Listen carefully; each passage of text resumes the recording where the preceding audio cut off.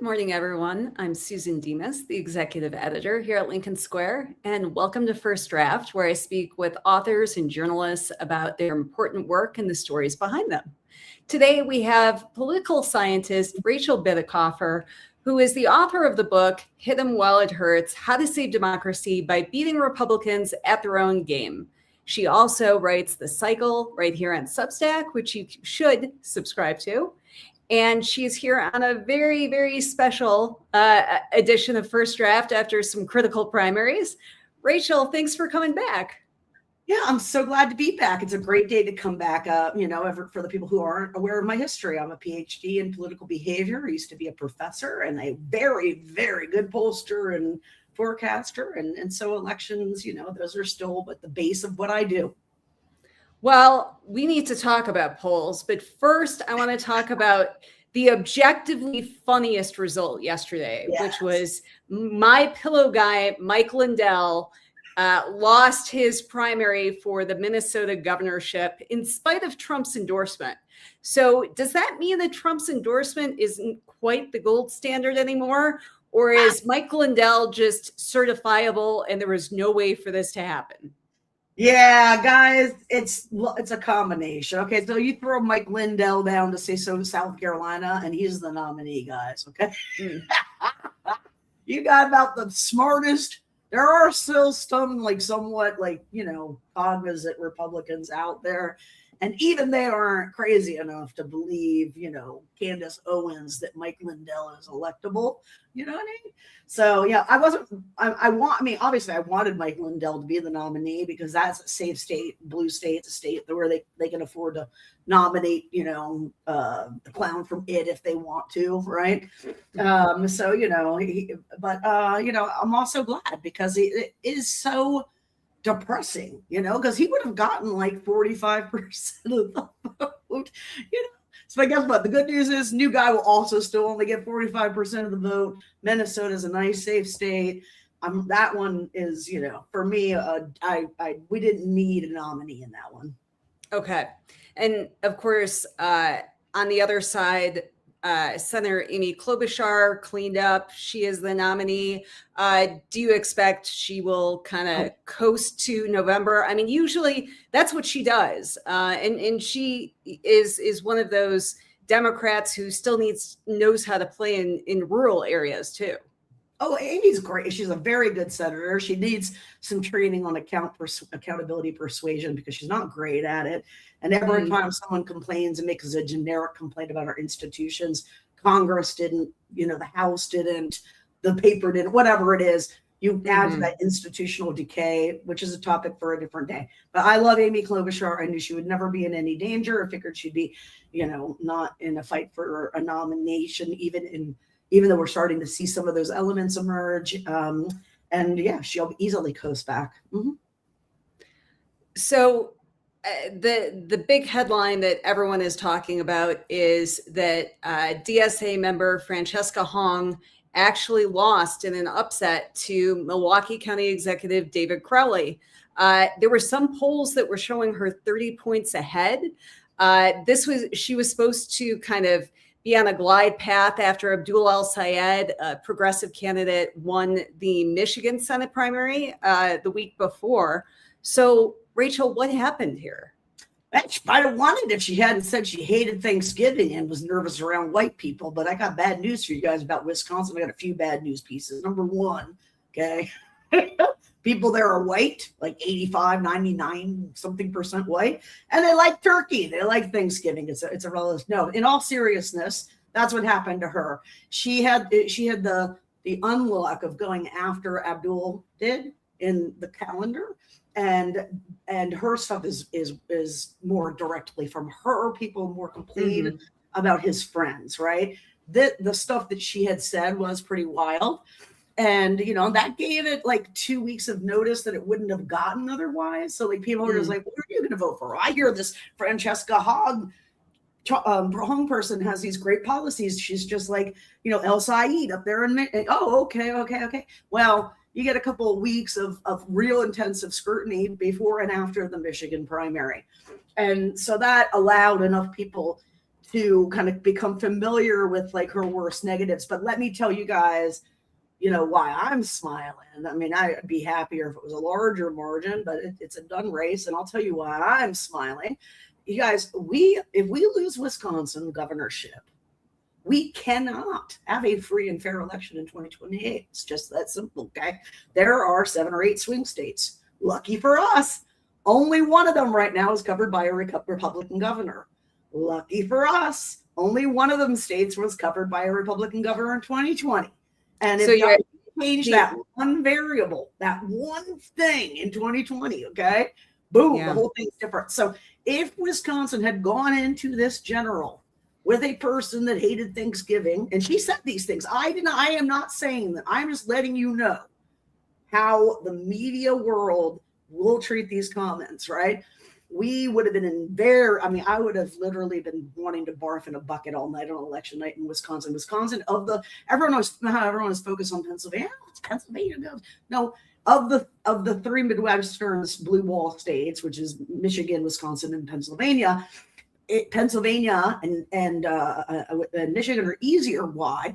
More urbanicity, larger cities, larger suburbs, more of us. Okay, more of that kind of swing vote from this 20-year realignment.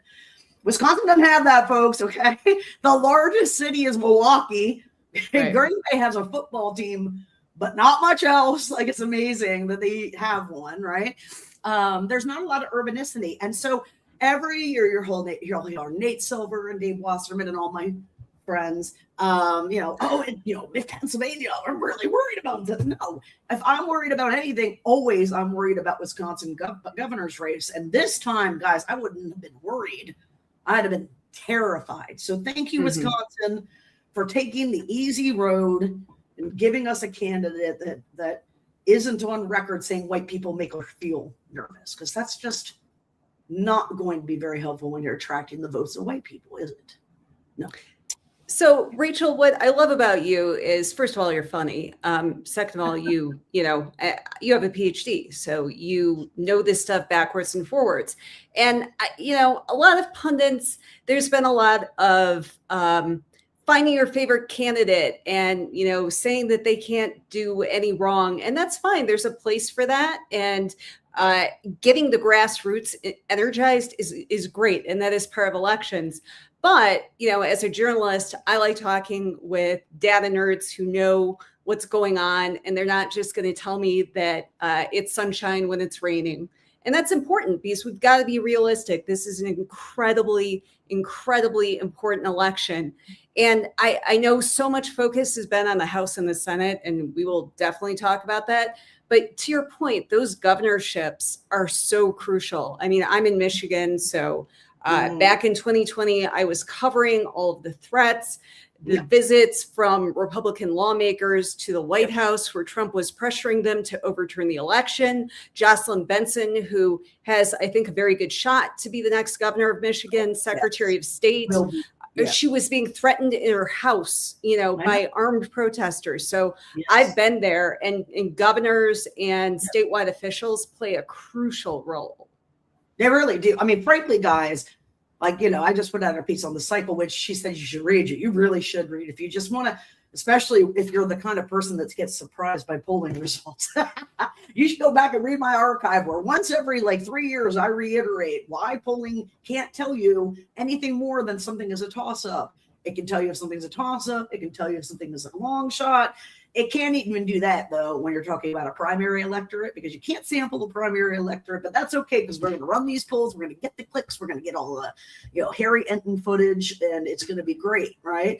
So we use these polls in ways that people can't, they seem real, right? And they're talked about by very serious people as real. I mean, look at this. This is Nate Silver, right? Well, can we just stop obeying the I thought that was Nate. You had him up there earlier. But anyway, right. Yes, okay, do you want to hear what I said? As soon as I woke up, that's what I saw, because, in my world, it's election analysis, first person everywhere, okay? And I said, and I woke up to this tweet. The polling wasn't just off. It was catastrophically, inexplicably, statistically speaking, off, to which I wrote, but you guys will keep junking out on these polls, okay? Right. They're good for clicks. They're good for fundraising. There's every incentive to keep doing it. I've written 12 election poll about why you cannot use election horse race polling in the way that we would like to, which is, okay, this is nail biting race. Who's going to win? Well, the margin of error is plus or minus 3.5 points. I don't know. Okay. And, primaries, you can't sample, right? So like, why can't our analysts be honest about the data that they know as well as I do, right? I mean, Larry doesn't count. Larry gets it. Larry, Sabato, the crystal ball, and Kyle, those guys are very, very good at understanding fundamentals. And do you want to know why? Because it's led by Larry and he has a PhD in poli-sci. So. Right. Yeah. The Center for Politics at the University of Virginia, gold standard. Love Larry. But let's talk about, where did these polls end up missing? It seems like for both Wisconsin and Michigan, they really undercounted rural voters. That seemed to be a big red flag there. And it's interesting because, the spin from a lot of progressive candidates is, they're going to undercount young voters, our voters, because, nobody answers their phone anymore. But it seems like it was actually an opposite problem. Yeah, it always is an opposite problem. So I was a pollster for a long time, as I just alluded to. And when you're doing election polling, there is something that you do called weighting, okay? And I'm not going to get complicated, but you got to wait, because what are we measuring? We're not measuring America. If we were measuring America, we would want to have our 300 million people, and we would have every race, gender, religion. It would be its proper count because we did everyone, okay? Well, not in election polling. Number one, you're not doing America. You're doing who's going to vote in a state within America. That's half of the state. Okay. Half of the people gone already. And not just the children. Right. Right. So, all right. So now you're doing election polling. You're like, okay, I want to know who's going to win the Virginia election. So I get like 1,000 and you need at least like 800, but you need 1,000 responses to have something even somewhat statistically interesting. Right. So, I'm doing this.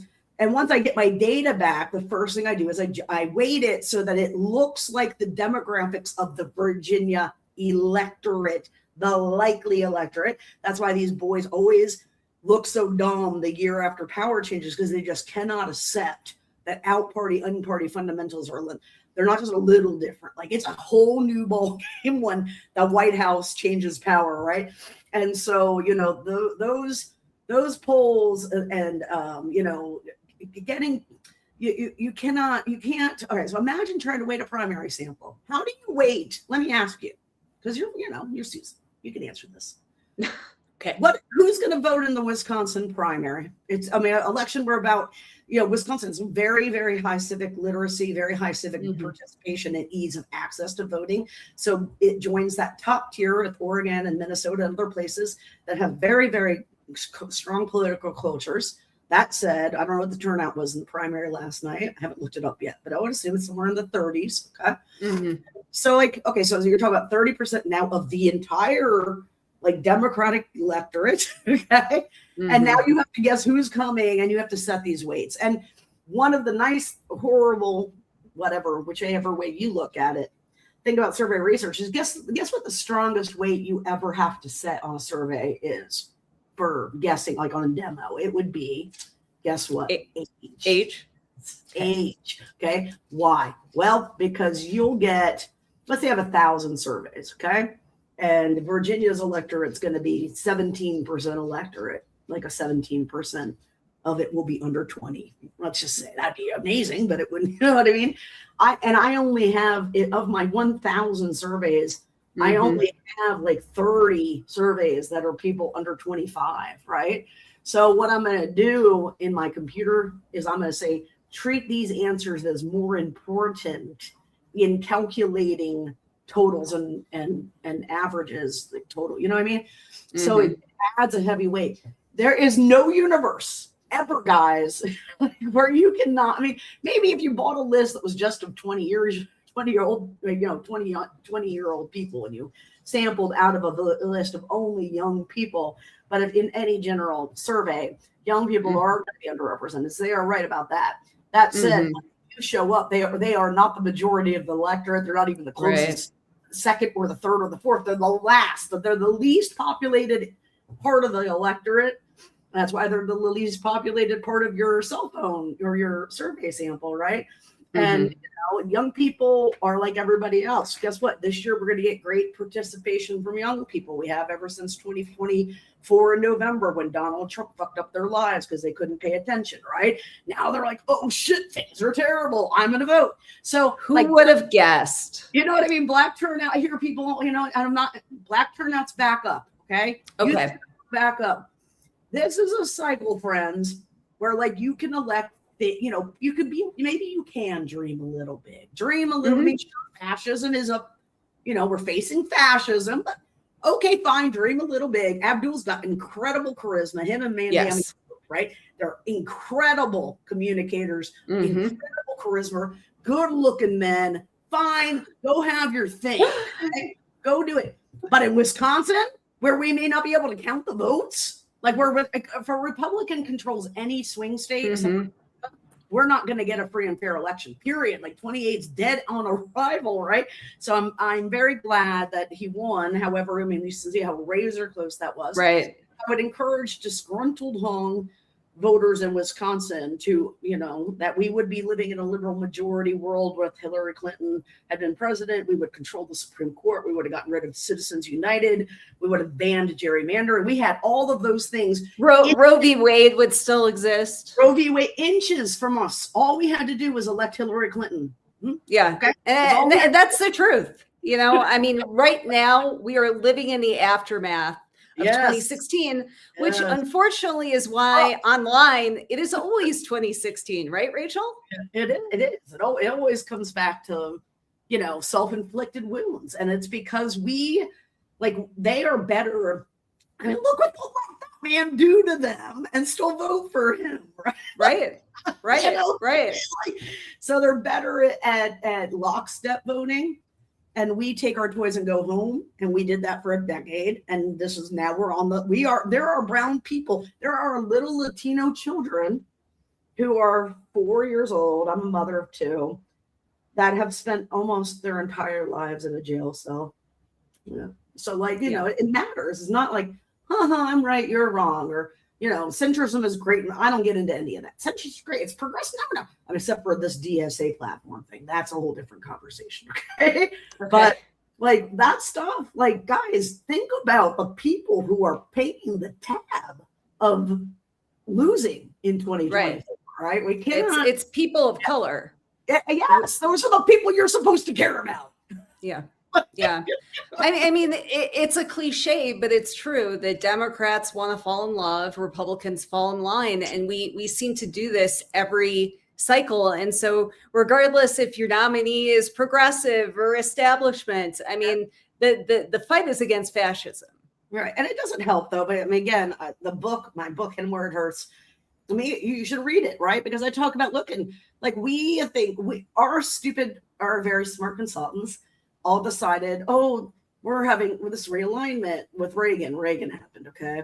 Reagan and then Clinton and deregulation and neoliberalism became the thing. And he didn't invent that shit, by the way. The Reagans did. You could not win office in the 90s without running on Clinton's platform, okay? Right. It imposed today's standards on 4 decades ago's political realities and society standards, So we have consultants whose response to the loss of rural people every cycle or working class voters every cycle is like, okay, well, we need to, don't tell them you're a Democrat.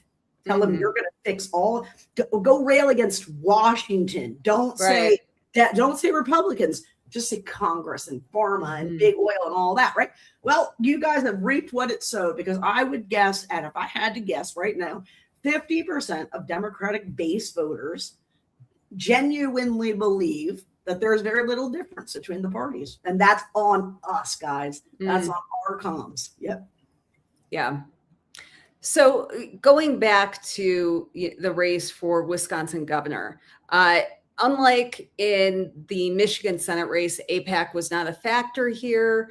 It was kind of a bizarre situation with so many candidates on the ballot, people dropping out at the last minute. There are a lot of things going on here. was there a backlash possibly of what happened in Michigan where voters got spooked and they're like, oh, I don't know about this? Yeah, but we'll never know how big it could have gotten, because in most states you can go chase your own ballot. You can say, hey, I've changed my mind. A candidate that I liked, I voted for, dropped out. I want to revote. And in Wisconsin, apparently you cannot do that, right? So those votes have been locked in. I mean, I love early voting, but I always don't like go vote my ballot in a thing where things are amorphous because of, reasons like that. But yeah, I do think that actually I think that's what held him back a little bit. I think it would probably be a little higher of a margin for him if more people could have called their ballots back. Yeah. That's really interesting. Well, people need, I mean, we are online. You can totally miss it online and on the super far left, programming, because that stuff is just like MAGA programming, but it's on the left, right? Fear grifting and crazy shit, right? Like, all that doomsaying. Like, they don't talk a lot about the reality of, they focus on us, not on what's happening, right? But luckily, it's so obvious what's happening that Wisconsin voters, I honestly think they didn't want to play roulette and with their own election administration, right? And if I had been running his campaign, that would have been the point. Like, are you kidding me? You guys want to go? Imagine, guess what he would have? There'll be no mail voting. There'll be no early voting in Wisconsin. I'm purging the voter rolls for everyone who's illegal. Like, that's the kind of shit you will see if you guys don't go all three. You got your governor or lieutenant governor, whatever. You got your attorney general, state attorney general, okay? And your secretary of state, friends. And if you want to have like good election administration right now, you best be keeping all three of those Democrats, even if you're a Republican. Also, Wisconsin is one of the most gerrymandered states in the country. And so if they pull off a Democratic trifecta, that could be seismic. Yeah, we saw that in Michigan, where we finally got fair maps. In Pennsylvania and in Arizona. What made me nerd famous was being able to understand out party fundamentals and the backlash, which is called negative partisanship. And being able to basically, jump in front of the boys and be like, no, it's June. And I'll tell you exactly what's going to happen in November. This is what's going to happen in November, right? And I'm because I understand these fundamentals, right? And, with Wisconsin, it's always the worst and the most intense swing state. I'm not exactly sure where I was going with that. I lost my train of thought. But what did you ask before that, Susan? Oh, talking about how Wisconsin is very gerrymandered. And so this would be a huge win for Democrats. Huge win. Well, what the thing is we have to bring all three. So we've got Shapiro, and he's in Pennsylvania. We've got one seat state majority in the state, Dem majority in the state house, and then a 3 or 4 seat, maybe 6 seat majority for Republicans in the state Senate. Arizona, both chambers are under Republicans, right? And this is the cycle where we can change that. And when we can change that, one of the first things you would see if we had trifectas in those 3 states is those 3 gerrymanders done. Yeah. Which would be huge. It would be huge. Right. So progressives did have a win last night with Peggy Flanagan. She easily won the nomination for Minnesota Senate.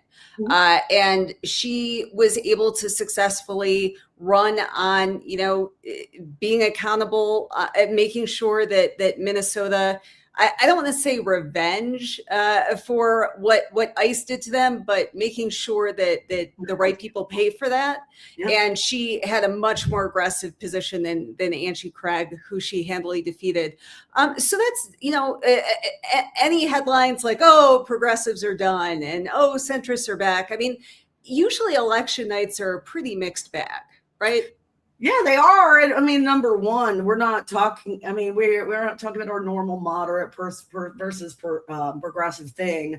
I've been trying to tell people, if they had hired me, maybe they would have won. What people want is fighting. They want you to go out there. They want to come see you talk and hear you talk or see a video of you speaking and say, oh, that person can save me. Not, well, isn't that beautiful day out here in Wisconsin? Look, the sun's shining. Hey, I built this new highway. Look at this thing over here, whatever, right? Like, people are like, motherfucker, the house is burning on fire. Right. Like, shouldn't we talk about the firehouse? Right. Like that campaign, you sound fucking tone deaf, dude. Like you don't sound moderate. You sound squirrely, okay? Right. And like John Ossoff, who seems to be in excellent shape in Georgia. Also, that's a funny Freudian slip you just used there about Senator McHottie, right? Because you said Mr. Hottie is looking great. He is looking great down there in Georgia. Yes, he is. But he's like not running on a DSA platform, but he is running on, being a fighter and holding Trump accountable. And most of the media has moved on like, oh, sure, he's going to win in November. The big question is he going to run for president? He says no, and they all have to say no because they all have to sound like convincing while they say no. You know why AOC didn't have to sound convincing is because she's not running for anything right now. But if she'd say was in running for New York Senate, you can't say, hey, I'm running for the Senate in the first year out. I'm fucking running for president, right? Right. If John Ossoff is running or not, we will never know until the dust settles on 2026, and he, because that's just how you have to play that game, right? But John Ossoff.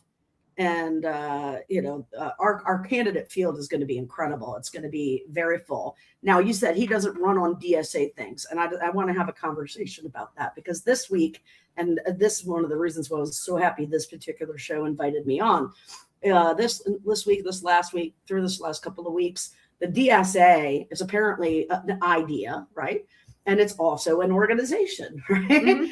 And, in the idea world, most of us consider democratic socialism. We think, we mean Western Europe and Canada, where they have government health care, they have vacation time, and, stuff that we can't get here, right? Right. And so we love DSA. If you ask us, do we poll? And then if you try to trick us and say, well, what about if we call it socialism? It's still great, okay? Well, that's how it was for 7 years, right? Well, the other day or a few days ago, I was watching Mandami, who I love. Okay, so please understand, I like Mandami. Okay, I just understand also that he won a city of 80% New York Democrats. It's not a swing race, right? That said, much of what he does is transferable. But anyway, with Mandami, I was sitting there watching him, and he had an opportunity to clarify, no, what we're doing is insane. Okay, this is what Europe does. Canada does this. Europe does it. And guess what, reporter? All of those are capitalist countries. Okay. Those are examples of capitalism working, not socialism working. Okay. Well, that's a wind up. Okay. Because I want you guys to understand something. That was the moment where I realized, he doesn't know. He doesn't know that they're capitalist. Okay. So I wrote a letter and an article, and I published this on the cycle. And I was like, I just want all my fellow progressives to know something very fucking important. It's going to become even more important as we go forward. And that's before I knew this DSA platform was coming out. And that is that democratic socialism is not something that has anything to do with socialism. It has a word socialism in it. And, but there's no socialism happening. The people aren't happy because they're living in socialism. Okay. They're living in regulated capitalism. We are living in unregulated capitalism. Yes, we are. So we should be calling it regulated and unregulated capitalism because Americans don't like the word socialism, but they do like the word capitalism more. At least they used to. But now there are people here who are like, what is this lady talking about? I'm telling you, Google it. Okay. Western Europe, those are all capitalist countries. Right. Democratic socialism, they created that name after World War II because they wanted something to unite together. Number one, they gave Churchill the boot on the rebuild because they wanted all this fancy shit after this war, and they got it, right? But and they did that with democratic socialist, and they created that, and that spread through Europe and blah, blah, blah, blah, blah, blah. Right? It was also a reaction to Marxist-Leninism. It was, guys, but hold on a second, okay? Hold on, because I've studied both of these things for 6 years, so I'm pretty versed on it. Yes, it was. Do you want to know why? When the Nazis rose to power in Germany, do you know what the other party was that was getting the most votes? The Communist Party. Okay. Right. Because it was 1930 fucking 3, folks. This is 2026. So in the early 20th century, we started with, real human advancement because of the Industrial Rev. Okay. Mm-hmm. And then we're like, try self-government. And we're thinking, hey, you know what would be better? And on these two splits, right wing and left wing, wouldn't it be better if we had this thing? It's authoritarian, it's going to be for the people. It's always for the people. It's just the people. And so we did. We had this very big fight in Europe, and they had the Bolshevik Revolution, and that scared the living fuck out of every other European country. Because what did the Bolsheviks do? They went on a murder spree, guys. Okay, they took people, with modest means even, and made them what we were called non-people. It wasn't just rich people. They killed a lot of people, right? And so like the rest of the European leadership was like, oh, that's scary. So yes, when they had to join with the communists in Russia to beat back fascism. That's how bad fascism is, because Churchill fucking hated communism. Oh yeah. But the one thing he hated most, even more, was fascism, which is, I would say, how I would sum up my views. Because if you guys think communism is good, please go read some history on communism. It is not a good thing, guys. It killed 40 million people in China. It killed another 60 million through Stalin and Lenin in Russia. You can't point to a free and happy communist country anywhere on the map, can you? No, you cannot. Okay. And it's fucking 100 and some odd years since it's invented. Right. So like, we know that those things don't work. And I do want to have regulated capitalism. And I know the more we tie our popular healthcare policies with what is an organization who formally now went on Fox News and put out this platform. And I'm okay. First of all, I got to stop you there. You went on Fox News to sell a DSA. No. The DSA did that. I mean, just from a messaging standpoint, there are massive failures going on. I think they just did it to fuck with us. They want a revolution. They want the streets to run with your blood. They will tell you that. First one against the wall. I've heard it. Yeah. Oh, yes. First one against the wall. Oh, I can't wait to toss you out of a helicopter. Okay, like we focus on right-wing extremism, and we must, because we are half a fucking grave into fascism, and I'm not changing my focus at all. But I want folks to know. Maybe a couple of weeks ago, it'd be one thing to say, I'm a DSA Dem, right? Because what it meant was I'm a progressive Dem. Okay. Right. Now, what it means is that this is the platform you support.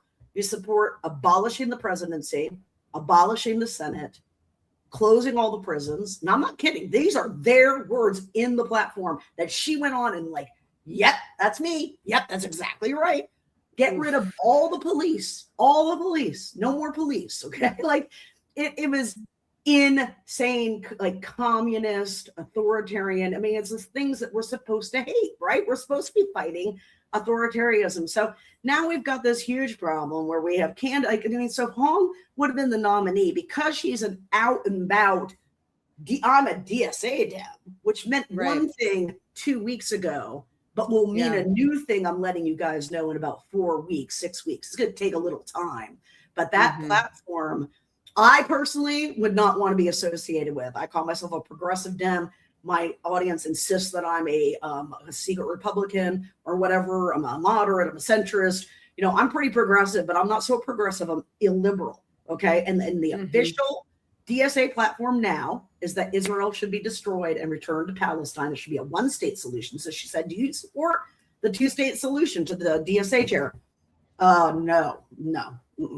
Well, what do you mean? Well, let me ask you a question. Is that going to be a problem for Abdul al-Sayed in Michigan? Because he will not commit to a two-state solution. It could be a problem, but here's the good news, guys. Guess what?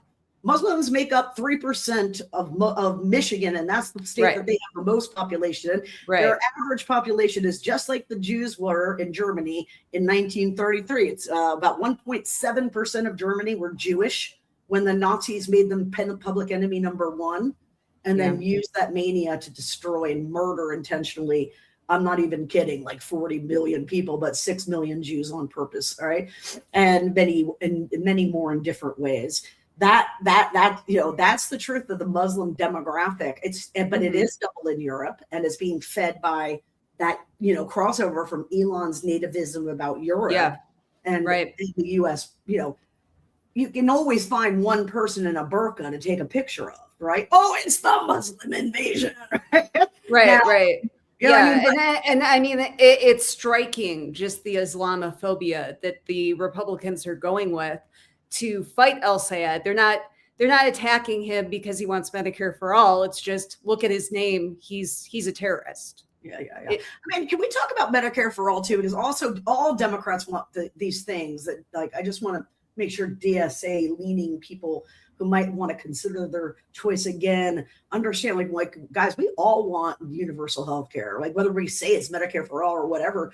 My position, I'd be running on that position, but here's the truth: that you cannot run on that position. I mean, you can. I can tell you guys, I'm going to get Medicare for all. Do you guys know why Elizabeth Warren had to, mistake-wise, but still did, drop a $30 trillion price tag on her Medicare for all plan back in the 2020 Democratic primary? Do you guys not remember that? Because I do.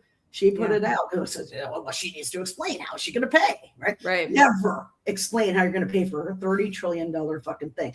But if she's listening, Elizabeth, I can help you on this issue, okay? Let's be honest, okay? No, we can't just slap Medicare for all over this old inflated system. The very first thing we're going to do is we're going to take the system and we're going to price fix everything like it should be in Canada and in the UK. So like our Band-Aids will now be 60 cents and not $60, okay? Because how much more money does it take to run a Medicare for all system if you just slap it on top of the inflated, crazy shit that we have, right? So the point is, like, I would never win for office because my opponent would be like, I'm going to fix everything day one. And I'm going to be like, fight really hard for 6 years and get incremental change.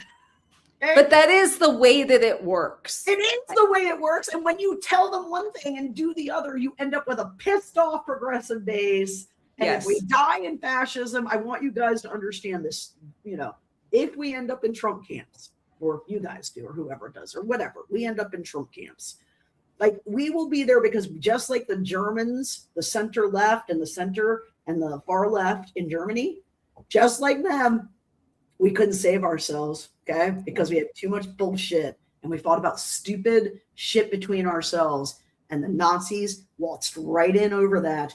And we are in the same exact position, especially this cycle and the next. So, I don't care who the Democrats nominate. If it was in my state, in a swing state, I'm voting for that motherfucker. I mean, they could basically be a corpse. I mean, they could be a corpse. I could disagree with everything except for investigate and hold the, purge, unpurge the Justice Department. Like, I don't, I mean, and also, like, do you guys really, I mean, I get so many notes. Oh, Rachel, I just want to hear happy things. Well, I'm sorry, you don't subscribe to me if you want to hear bullshit. Okay. Like, I'm not going to sit here and tell you we're going to have like a utopia America in 2026 or 2028, guys. When you go on Google and ask, is America still a democracy? And it reports back to you, no, actually, America has now went from full democracy to half democracy to flawed democracy to failing democracy. Okay. Like, we've got a fire, like the whole country's on fire. And you want housing bill? Or what was it? Or Ezra's shit, abundance. Let's Right. I'm like, the Constitution is literally on fire. What the fuck? Like, maybe we could solve this problem first, don't you think? Yeah. Like, Anyway, so that's where I'm at, and because I have that position, I'm just focused on winning power, because if we don't win power, we're all going to die. That is a great campaign logo, motto right there. But you hit on something that I think is really interesting, because I've noticed, especially online, people who I know agree on basically everything, it's turned into a blood sport. It's like, no, you're a centrist squish, you're establishment, I'm the true progressive. And it's bullshit, but at the same time, it really is having an impact on some of our politics. And I tend to think that some of this is just aesthetic, because there are pragmatic progressives who get things done. My governor, Gretchen Whitmer, look, I know her extremely well. I can run down a bunch of criticisms of her, but if you look at her record, She is the most progressive Democrat, the most progressive governor we have ever had. Nobody Go down the line. Action, Jesus Christ. I mean, God, Big Gretch is a great gov. God, Yeah, but like, no, she did Oh. not endorse Abdul al-Sayed. And so now she's persona non grata with a certain section of progressives. But her record should count for something. Doing shit should count. Endorse him the very moment he won the nomination. Oh yeah, but just not in the primary. And so it's like being a progressive shouldn't be about fandoms and your faves. To me, it should be about getting shit done. Yes, and you progress, can have root word, progress, right? You can have reasonable disagreements. You can say, hey, I may not be sold on Medicare for all, but I sure want universal health care. It doesn't mean that I want everyone to die. Yeah. Well, I mean, I hate Netanyahu's Israel. I want Netanyahu. I want all future aid conditioned on his removal. I want him removed this fall. He has an election. I want him. If Israel wants to survive as a nation, they must get rid of Netanyahu. And we could help them by saying, we will condition your aid on that, but you're not getting that from Donald Trump, folks. Sorry. No. Harris would have never let this continue the way it is. Okay. But Donald Trump wants a French Riviera in the Midwest, in the Mid-East, and has told us that outright. Right. So like, but yet I spent all day being told that I'm a genocider that wants to murder babies. And I'm an Islamophobe because I point out, when I don't like it, religious extremists. Okay. I don't like any religious extremists. I don't want any of you fucking things. I don't, just because you happen to be culturally more, cool than some white nationalist. If you're selling crazy theocracy, like state and church shit, hey, for me, dude, I don't care what religion you're doing it from, but apparently that makes me an Islamophobe as well. But the point is, yes, this is happening. And what is happening to us happened to the Republican Party right before it lost its fucking mind. Right. So we That's can't, a concern. So like for this war, since the Bernie wars, I've been like, okay, we cannot fight a two-front war. We can't fight a two-front war. We can't. And I have made it all the way until about 3 or 4 months ago. And I'm like, now we have to have this conversation for the heart of the progressive movement. And we have to make it clear to them, like, Western Europe does not run on socialism. Socialism does not work. Okay. They may call it something that sounds like socialism, but it is not socialism. It is social policy and is happening under capitalism. Okay. So like I don't know. I frankly think it's really fucking terrifying. I mean, it's one thing to be curious about fascism and communism and socialism back in 1929 or even 30. Okay. But to be curious about it when we know the history of it and it was unequivocal failures, like, come on, dude. I mean, I'm talking about state ownership of shit. I'm not talking about healthcare, guys. They want to abolish the presidency and the Senate. So who's going to be making the rules? Oh, well, we'll pick somebody. Yes, of course you will. You'll pick a king. You'll pick a dictator, right? Like, in the Bolshevik Revolution, the working people stayed poor, guys. You get that, right? Like they never got any richer. The rich ruling class just shifted. It became the Bolsheviks. They became rich. And they did it all by owning things that were owned by the state. Okay. But the poor peasants didn't get shit. Okay. They did. And they died by the millions. Okay. So please go read some more about socialism and capitalism. I mean, there is no perfect economic system. That's for sure. It's just like democracy. It's the worst form of government, except for all of the other options. Okay. Right. Well, and I do find it very fascinating that a lot of these, DSA or, far left progressive candidates, they never seem to close the deal with actual working class voters. And this is not me being mean. This is just the data. And so there is a mismatch between rhetoric and closing the deal with the people you are saying you're representing. And there's a reason why when you read about communists, they're all about, we're the vanguard of the revolution. But then when people don't follow you, then you start to massacre them and things go very wrong. Oh, very quickly. It's exactly what would happen. I've got zero doubt what would happen to the people under Trump's fascist autocracy or your socialism dream, okay? Not yours, but yours, right? Your socialist dream. And it will be a lot of dying, and especially slow dying. Let me tell you about slow dying, because, we think about the totals, the death. 20 million Russian soldiers, and many of them women, by the way, in the Allies' death loss. It dwarfs everything else from the Allies. We lost about 500,000 in America, 20 million dead Russian soldiers.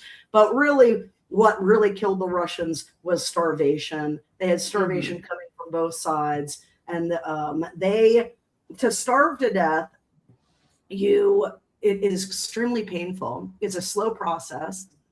And you lose all humanity. When you're starving to death alone, maybe not, but when you're starving to death locked into a city with other people, you become so crazed for food that you start thinking about eating your own children. Okay. That's how crazy it is. I promise you, I have studied these things for years now, and we have a real need for real reform in this country. And I want to work towards that reform. And I think we have an opportunity, like FDR did, with this amount of crisis that Trump has caused us. Because if you think these first 2 years are bad, you just wait. It's going to get a lot worse. Okay. Yeah. And I think that's going to be enough crisis that we could maybe talk about having national health care. But we have to be honest about how we're going to pay for it. Because you can't just tax billionaires and people. I tried. I asked my computer, can I pay for Medicare for all? And it was like showing me my options. And I was like, well, the answer is no, I cannot. Like, I have to lower the cost. Then I can pay for Medicare for all. Right. So, like, the point is, like, we cannot sentence you think other people, the poorest people, will be the ones that are thinking about eating their own children. It won't be the educated, white, deeply progressive people that are listening to this podcast that are doing that, because you guys are going to flee. You're going to flee the country. And the only people who get out of these countries are the people who have some assets. They're the only ones. And that's, by the way, at least 75-80% of the rest of the country stuck in whatever mirror mess we create. So we really need to think about other people as we move forward in life. And that's what I try to do. And I'm always causing harm, because there's nothing you can do that doesn't cause some kind of harm for something.